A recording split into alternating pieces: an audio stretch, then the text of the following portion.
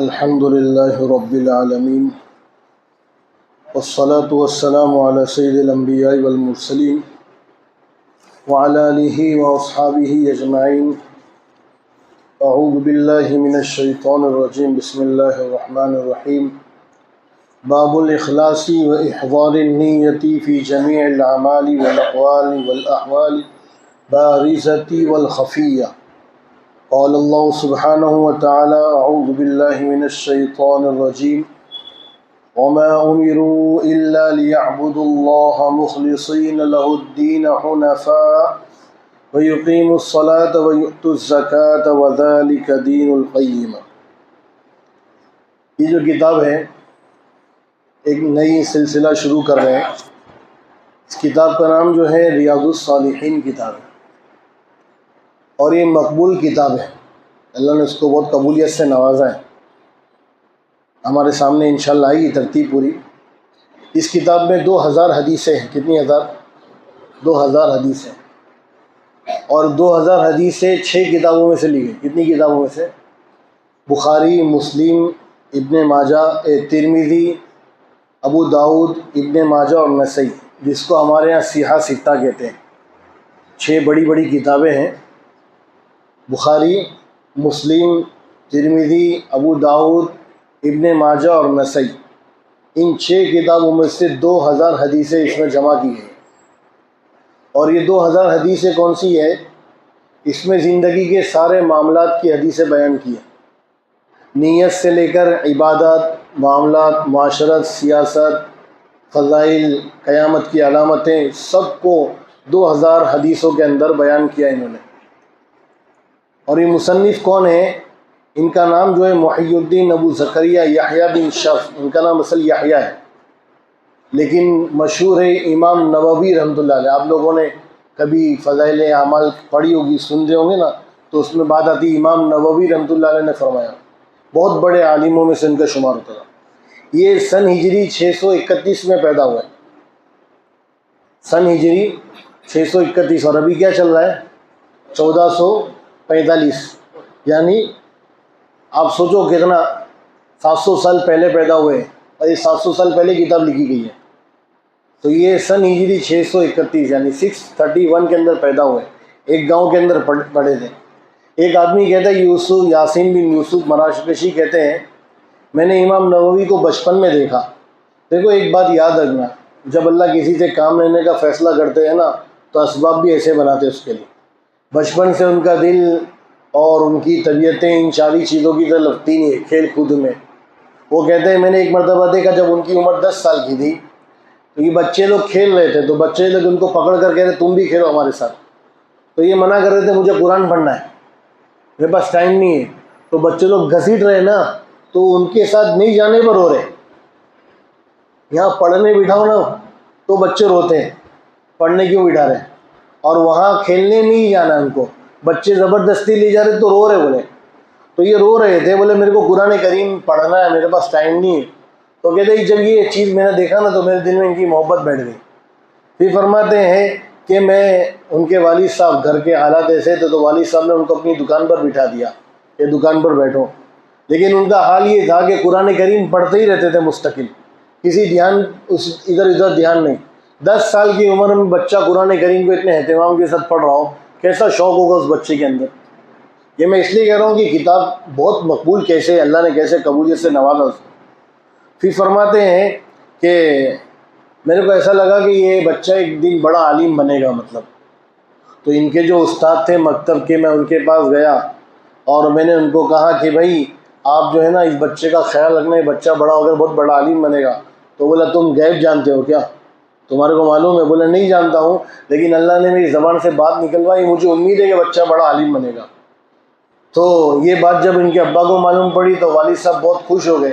تو والد صاحب نے پوری توجہ دی کہ اب تمہارے کو پڑھنا ہے. بولے پھر یہ علم حاصل کرنے کی انہوں نے دمشق کا سفر کیا. پہلے ہمارے یہاں ایک جگہ مدرسے ہی ہوتے تھے، ان لوگ سفر کرتے تھے بڑے بڑے لوگ. 19 سال کی عمر میں فرماتے ہیں میری 19 سال کی عمر تو میرے والد نے سن ہجری 649 سن ہجری 49 میں مجھے دمشق لے کر آئے. میں مدرسے رواحیہ ایک مدرسہ ہے وہاں پر گیا. میں اور وہاں جا کے میں نے علم حاصل کرنا شروع کیا. 2 سال پڑھا میں، لیکن 2 سال کے عرصے میں زمین پر ٹیک لگا کے سویا ہی نہیں میں.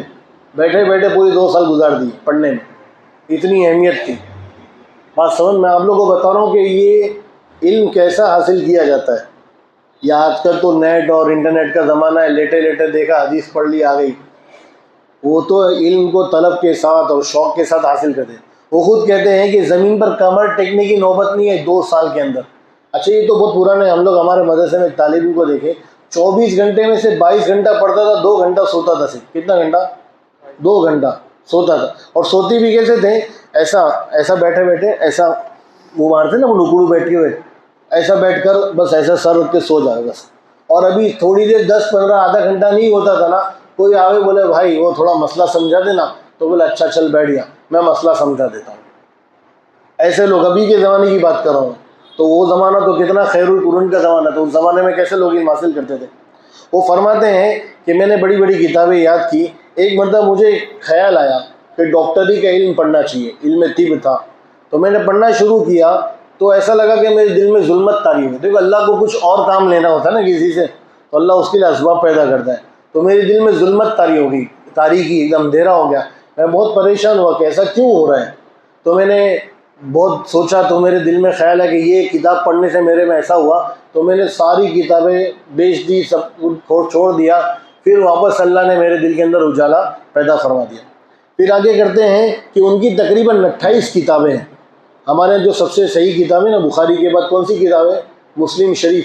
اس مسلم شریف کی شرح انہوں نے لکھی ہے، اس کی گائیڈ پوری کتاب، اور بہت مقبول کتاب لکھی ہے انہوں نے. ان میں سے یہ بھی ہے کتاب انہوں نے لکھی ہے. اچھا وہ زیادہ کھانے پینے کے اندر نہیں لگے رہتے تھے. ہمارے استاد ایک بات بولتے تھے، آپ جس عالم کو یا جس آدمی کو زیادہ میک اپ ویک اپ کرتا ہو نا، میک اپ ویک اپ سمجھتا آپ لوگ، ہمیشہ بال بنا رہا ہے، ہمیشہ داڑھی دیکھ رہا ہے، ہمیشہ آنکھوں میں کاجل واجل لگا رہا ہے جہاں تھوڑا دکھتا کیسا ہو، اور آئینہ ہمیشہ ہے، بولے وہ کام کا آدمی نہیں. بولے کام کے آدمی کو فرصت کیا ہے سب کام کرنے کی. آپ لوگ دکان پر کام کرتے ہو، صبح اٹھتے سیدھا کپڑا پہنے ڈیرے اور نکل گئے نا.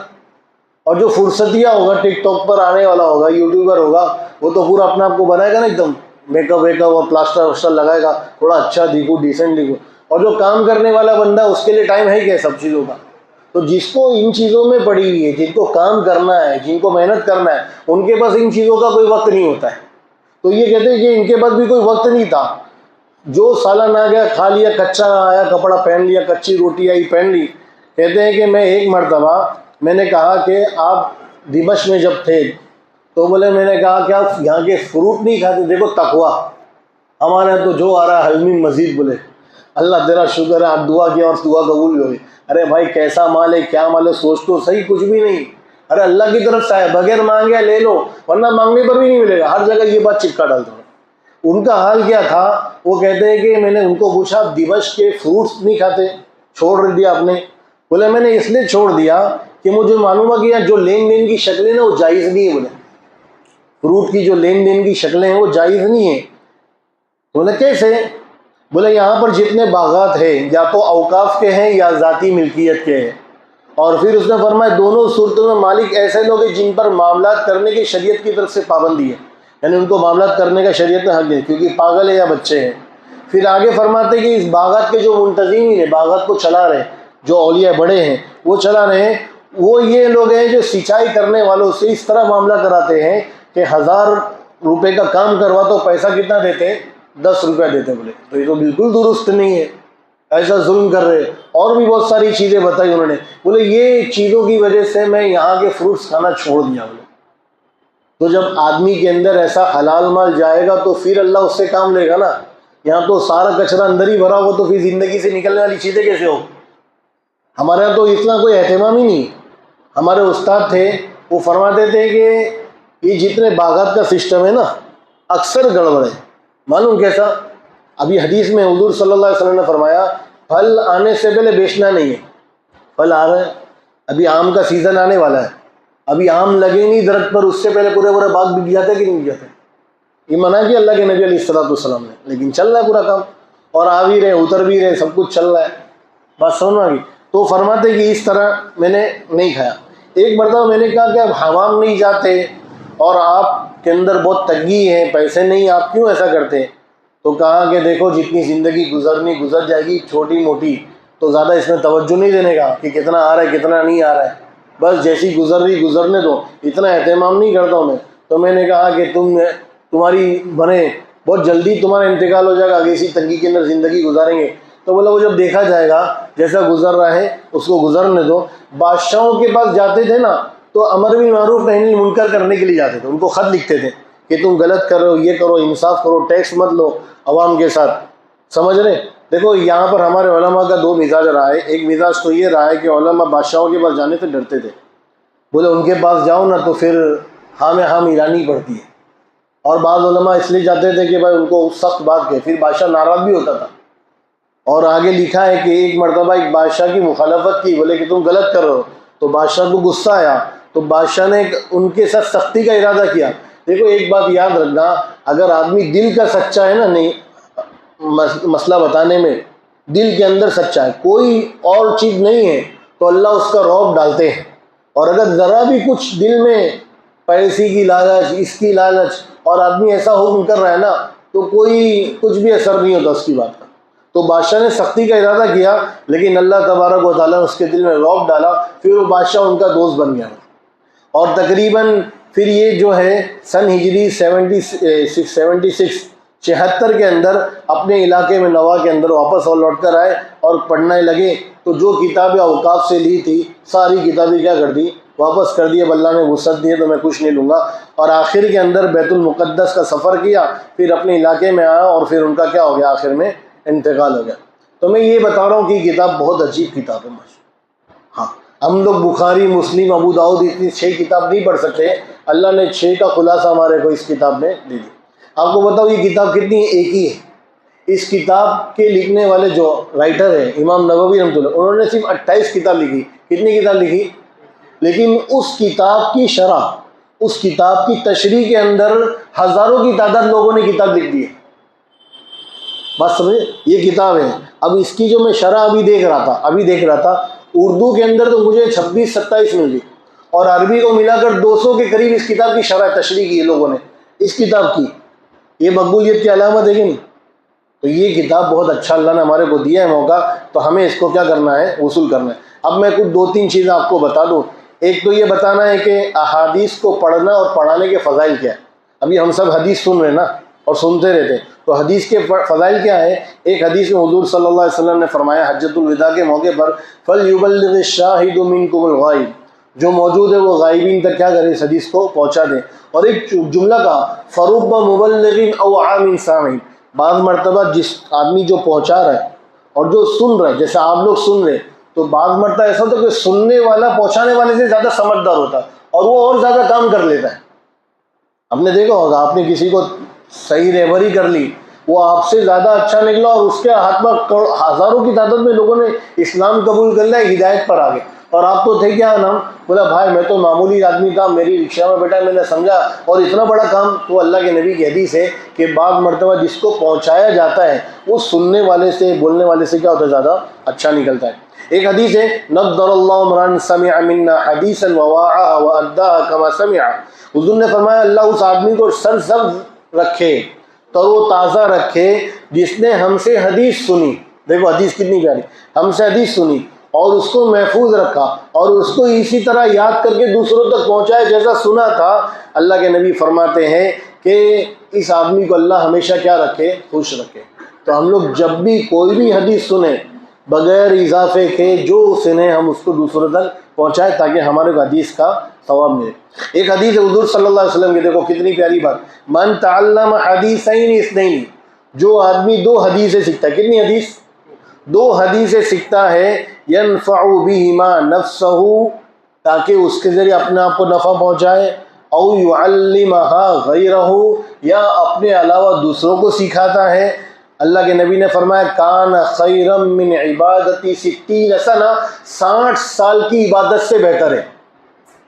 کتنی حدیث کو؟ صرف 2 حدیث کو سنا، اس لیے سنا، یاد کیا تاکہ میں اس کو اپنی زندگی میں لے کر آؤں، یا دوسروں کو پہنچا رہا ہے تاکہ اس کو نفع پہنچے۔ اللہ کے نبی نے فرمایا 60 سال کی عبادت سے بہتر ہے۔ یہ اللہ کے نبی کی حدیث ہے۔ اسی طرح ایک حدیث ہے، حضور صلی اللہ علیہ وسلم نے فرمایا اللہم ارحم خلفائی، اللہ کے صحابہ نے، حضور نے پوچھا میرے خلفاء پر اللہ رحم کرے۔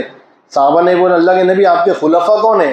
حضور نے فرمایا وہ لوگ ہیں جو میری احادیث کو دوسروں کی تعلیم دیتے، دوسرے لوگوں کو سکھاتے ہیں، تو اللہ کے نبی نے ان کو خلفاء کہا۔ اسی طرح ایک حدیث ہے حضور صلی اللہ علیہ وسلم کی، ہم میں سے یہ پورا مجمع نیت کرے جو میں آگے ایک حدیث بیان کر رہا ہوں اس پر سب کو عمل کرنا ہے، کریں گے انشاءاللہ۔ وہ حدیث یہ ہے، حضور نے فرمایا من حفظ علی امتی 40 حدیثا من امر دینیا، جو آدمی میری امت میں سے 40 حدیثیں یاد کرے گا، کتنی حدیثیں؟ 40 حدیثیں یاد کرے گا، اللہ کے نبی نے فرمایا بعث اللہ یوم القیامت فقیہا، اللہ اس کو فقیہ بنائے گا قیامت کے دن، فقیہ بنا کر، فقیہ کا درجہ بہت اونچا ہوتا ہے، سمجھدار آدمی بنائے گا۔ آگے فرمایا وَكُنْتُ لَهُ شَافِعًا وَشَهِيدًا، میں اس کی سفارش کروں گا، میں اس کے لیے گواہی دوں گا قیامت کے دن۔ اسی لیے ہمارے علماء کا ایک ہمیشہ، ان کی بھی کتاب ہے 40 حدیثیں انہوں نے لکھی ہے، اور مختصر حدیث، ہمارے مدرسوں میں مکتبوں میں 40 حدیثیں بچوں کو یاد کرائی جاتی ہے، جیسے السلام قبل الکلام، کلام سے پہلے سلام کرنا، الدین یسر، دین آسان ہے، ایسی چھوٹی چھوٹی حدیثیں ہیں، اس کو ہم سب نیت کریں گے انشاءاللہ 40 حدیثیں یاد کریں گے نا انشاءاللہ، تاکہ ہمارے لیے قیامت کے دن فضیلت کا کیا بن جائے، ذریعہ بن جائے، اور حضور کی شفاعت ہم سب کو مل جائے۔ اچھا ایک چیز اور میں بتا دوں، اب یہ بات آئی ہے تو تھوڑا، ایسے صحابہ کے زمانے میں بہت سارے لوگ ایسے گزرے جو حافظ حدیث تھے، اور صحابہ کے بعد بھی بہت سارے بڑے بڑے لوگ تھے جن کو حدیثیں بہت یاد تھی۔ ایک کتاب لکھا ہے سلیمان ابن مہر، ان کو تقریباً 4000 حدیثیں یاد تھی۔ امام محمد بن سلام کو 5000 حدیثیں یاد تھی، امام عبد الرحمن بن مہدی کو 10,000 حدیثیں یاد تھی، ابو حاتم کو 10,000 حدیثیں یاد تھی، ایک محمد بن عیسیٰ کر کے گزرے ہیں جن کو 40,000 حدیثیں یاد تھی۔ محمد بن عیسیٰ یہ تو پرانے زمانے کے لوگ ہیں، اور محدثین تو ایسے امام بخاری جن کو لاکھوں کی تعداد میں حدیث یاد تھی۔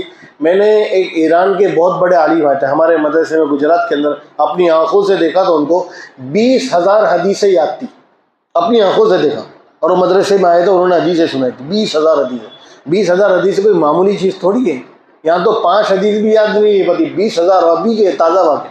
ابھی بیچ میں ایک لڑکے کا واقعہ تھا، نوجوان بچہ، زیادہ بڑا بھی نہیں، 12-13 سال کی عمر کا بچہ ہوا، اس کو تقریباً 12,000 حدیثیں یاد تھی۔ تو یہ حدیثوں کو یاد کرنے کا شوق ہونا چاہیے۔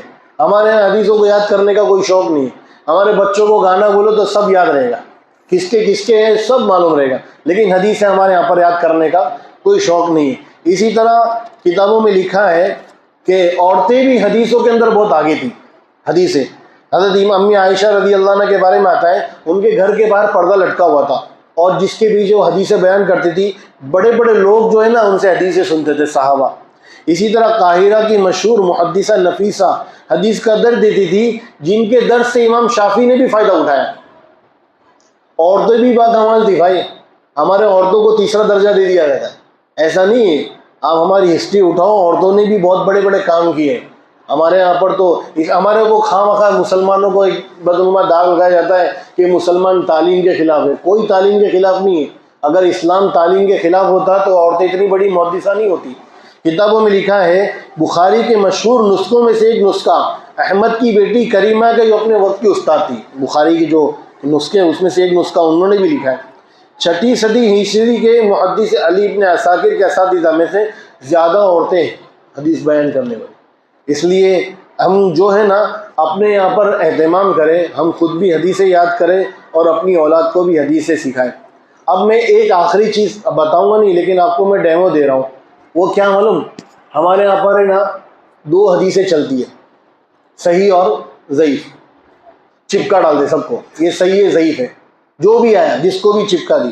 حدیث کی صرف 2 قسمیں نہیں ہیں، حدیث کی صرف 2، میں آپ کو صرف ڈیمو دوں۔ حدیث مرفوع، موقوف، مقطوع، متواتر، پھر حسن، صحیح لذاتی، صحیح لغیرہ، حسن لذاتی، حسن لغیرہ۔ آپ صرف سنتے جاؤ، اگر میں اس کے مطلب بیان کرنے لگوں تو آپ بولیں گے بھائی کون سی دنیا میں لے کر آ گئے ہمارے کو، سمجھ رہے ہیں؟ اس کو مستقل اس کے نا 57 فن ہیں، اتنی بڑا حدیث کا وہ ہے۔ پھر اس کے بعد حدیث متصل، حدیث منقطع، حدیث معضل، حدیث مطلق، حدیث مرسل، پھر اس کے بعد جو ہے ہاں، اور حدیث ضعیف، حدیث متواتر، حدیث مشہور، حدیث عزیز، حدیث غریب، حدیث شاذ، حدیث محفوظ، حدیث منکر، اتنی ساری قسمیں. اور ہم لوگ کیا چپکا ڈالتے ہیں؟ جو بھی تھوڑی سی گڑبڑی ہوئی بولے حدیث ضعیف ہے. اور حدیث ضعیف کو ایسا ہم لوگ بیکار بنا ڈالتے ہیں، اللہ معاف کرے، اللہ معاف کرے. یعنی وہ عمل کر لیا تو مطلب بہت بڑے گنہگار ہیں. کون سی حدیث ضعیف ہے اور کس درجے کی حدیث ضعیف ہوتی ہے، اس کو کہاں عمل کرنا کہاں نہیں کرنا، یہ محدثین نے مستقل کام کیا ہے. اور وہ بیٹھے اس کام کے لیے، کر رہے کام. ہمارے یہاں تو بول حدیث ضعیف ہے، بس بول دی حدیث ضعیف ہے، تو نے اگر عمل کر لیا تو تیرا بیڑا کر. ارے بھائی ایسا تھوڑی اتنا آسان. تو میں آپ کو صرف ڈیمو بتایا بس ہوں نا. لیکن یہ کتابوں کے اندر ہے نا ساری حدیثیں کیا ہے؟ صحیح حدیثیں ہیں. اب یہ ہمارا کام یہ ہے کہ ہمیں انشاءاللہ ان حدیثوں کو سننا ہے اور پڑھنا ہے اور عمل کرنا ہے. کریں گے انشاءاللہ. اسی لیے سب سے پہلا جو حدیث کا جو باب لایا نا، اس میں سب سے پہلے نیت کے اوپر. ہر کام سے پہلے کیا کرنا چاہیے؟ نیت. تو ہم لوگ یہ نیت کریں انشاءاللہ، جتنی حدیث آئے گی سب کو سنیں گے، عمل کریں گے اور دوسرے تک انشاءاللہ پہنچائیں گے. بڑی نیت کرو، چھوٹی نیت نہیں کرنا. میں آئندہ ہفتے اس کے بارے میں انشاءاللہ بتاؤں گا. اللہ ہم سب کو صحیح سمجھ عطا فرمائے، عمل کرنے کی توفیق عطا فرمائے. سبحان اللہ وبحمدہ، سبحانک اللہم وبحمدک، اشہد ان لا الہ الا انت استغفرک و اتوب الیک. سبحان ربک رب العزۃ عما یصفون والسلام علی المرسلین.